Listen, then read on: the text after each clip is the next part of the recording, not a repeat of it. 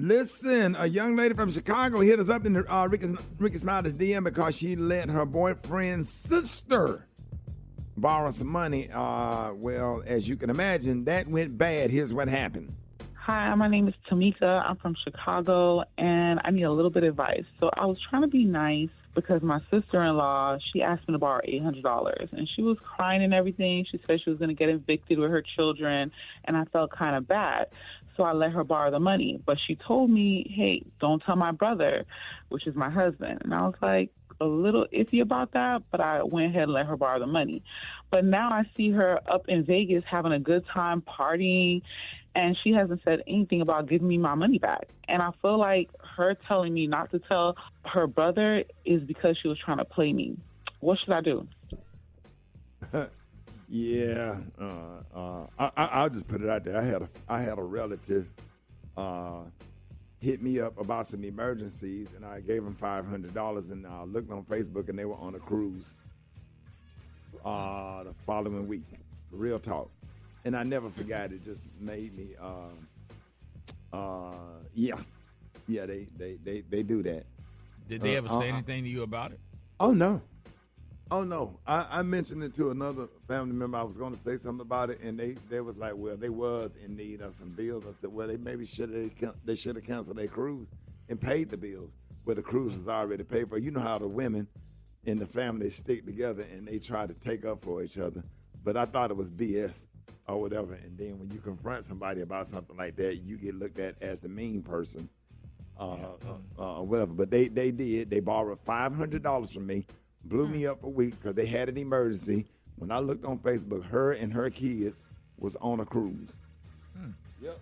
We don't speak to this day, and not just because of that, but just not a good person, in my opinion. What are y'all thoughts on that? I think what happened with this person here is she messed up when she said don't say nothing to your husband about it. That part. I would never do something like that behind my husband's back. Yeah. Because now you got a problem. Girl, you just need to accept the fact that you got played. Because if you go tell your husband about it, he's going to be like, why did you loan her the money behind my back? So. Yeah, well, but it's her money. And then she put her in the situation by asking her not to tell her husband. That's not cool either. But you don't do what everybody asks you to do. Say, no, I'm gonna have to talk it over. I don't make moves like that with that kind of money without talking to my husband. Let them know that you are one. Because see, people like that, they like to divide. That's a form of manipulation, in my opinion. Asking her not to tell your husband, who's the head of the household, who making the money. Some of that money coming out of his pocket, and he know his sister better than you do. Right? Yeah. So he know your sister is a liar and a manipulator, and he would have told her, no, you don't give her nothing. With a line and manipulating self. Boy, when I tell you, go ahead, Gary. No, I was saying, I don't loan money, and if somebody asks me for money, if a friend of mine or somebody asks me for money, say somebody come to me and say, Gary, can you loan me $100? I'm like, no, but I'll give you $25, and you get 3 or more of your friends and get the other 75, and there goes your 100, honey, because I don't do that. Or I go to the pawn shop, so no. And I'm going to tell you something else. I don't want to hear the backstory of everything. Hey, save all of that for your therapist. Because I got a lot of issues. I don't need to know the backstory and all the details, because then you go to bed with all of that stuff on your mind and your heart, in your heart, mixed with the stuff that you already got. So, hey, just ask me a simple question. I got this going on, or just can you help me with anything? I don't need to know the amount. If you need $3,000. I don't need to know the amount. Say, hey, listen, I have a situation. I need a little help. If you can bless me, here's my cash app. Keep it at that. But don't give me the details. And then I got to go to bed. And you talking about you on the dialysis machine and y'all need to get this. I don't need to know the details. You know what I'm saying? Because sometimes or pay the bill direct. Like if your lights are getting cut off, let me pay the light company directly on then your they behalf. Gonna be able to go on the cruise ship. They ain't gonna be able to go on the cruise. They'll come up with it. But when I tell you, you got family members and folks that are lying scammers, and just the audacity to hit you up for a certain amount of money, is just absolutely sickening. And I'm gonna tell everybody, man. It's not popular to say no, but you can say no. You can't say no, but to keep from feeling guilty, don't let people tell you all the details.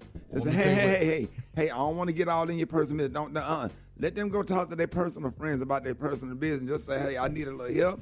Here's my cash app. If you can help me, I would really appreciate it without knowing the details so you won't have that ride on you all day. What you saying, Kay? I'm gonna tell you how they'll make it worse. They'll act like they know what kind of money you got when they don't want to pay you back, and then they'd be like, "Well, I see you've been working all these. I see you've been doing a lot of shows lately. I see you getting that money in. Yeah. That ain't got nothing to do with the $500 you owe me. That has nothing to do with that. Yeah. I don't care if I'm making $1, if I'm making $1 million, I still need my money back. But what I want to know, how does the $40 get funky when it's on its way back? Okay. That little funky $40. Funky ass $40. How does the $40 you give somebody money, but it get thrown back at you, or back at you, with an attitude, or whatever, and then next thing you know, the kinship and the friendship ends off of that. But Gary, you did say something important.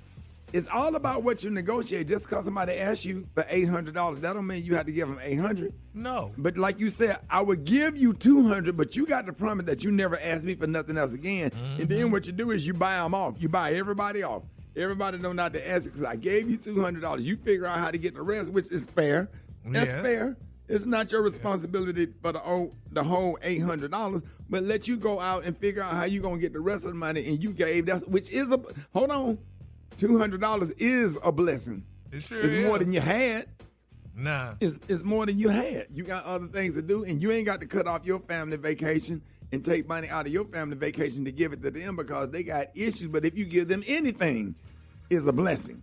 And thank you, and I really appreciate it, and I love you, and I'll pay you back.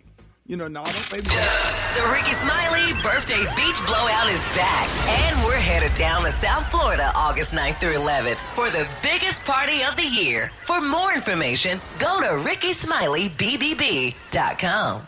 Time is up. The IRS is in full collection mode for 2024, issuing liens, levies, and garnishments to anyone who has a past tax debt or unfiled tax returns. Don't wait till it's too late. Your paycheck and bank accounts are at risk of being seized. Call now and stop the collection process today. If you're living check to check, no matter how much you're making, you still may qualify for the Fresh Start programs offered by the IRS to reduce or even eliminate your tax debt. It's just a 5-minute call to get